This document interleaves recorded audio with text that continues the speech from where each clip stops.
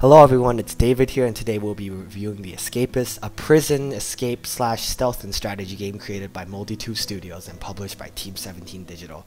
First impressions, I thought this game was an easily skippable game on Steam due to its graphics and its 2D gaming style.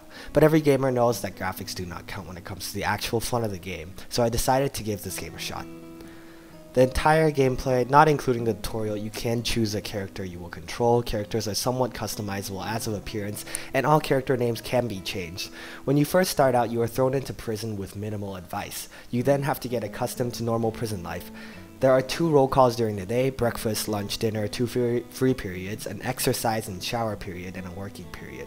And for people like me who just can't memorize stuff like that, the game helpfully guides your character with notifications and arrows pointing towards your location of where each event is taking place. There are various things you can do during the entirety of the game.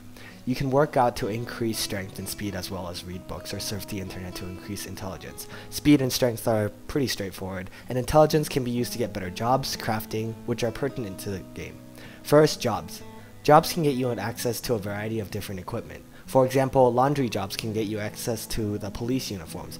Higher intelligence means better, easier, and higher paying jobs. Second, crafting.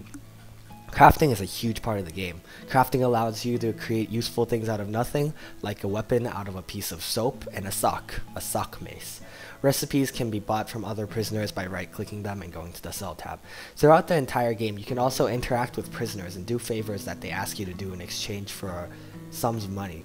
There is an opinion meter for each prisoner, and lowering their opinion of you may get you attacked by them.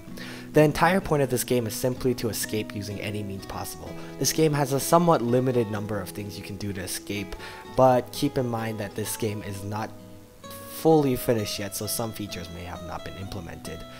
One great reason why I found this game enjoyable is because it is a puzzle game of some sort, and the tutorial doesn't give much away, unlike some other games. The tutorial doesn't explain much other than movement keys, interaction keys, and one possible way you might escape, which is only a small part of the game.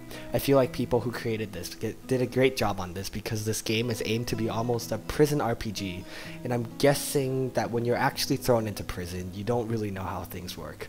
You end up figuring things slowly as time goes on, but initially you don't know anything. And when playing this game, you'll experience just that. One major thing that kept bugging me is that this game has a somewhat limited replayability at $18 or $17.99. Yes, there are many ways you can escape, but when you've beaten all the levels, you pretty much mastered the crafting recipes, and you know how to escape and know all the escape routes, so there isn't anything left to do. At its core, it's a puzzle game, so this is expected. Don't expect to have like 200 plus hours on this game. There is a lot of content, but not that much replayability. Overall, I'd say this game is a great prison RPG simulator. On a scale of 10, I would give this a 9.2 for great content and enjoyability. I just wish there was a bit of a replayability function in it. Should you buy it? Although somewhat lacking in replayability, if you are a fan of Prison Break games or just enjoying 2D games in general, this game is a must-have.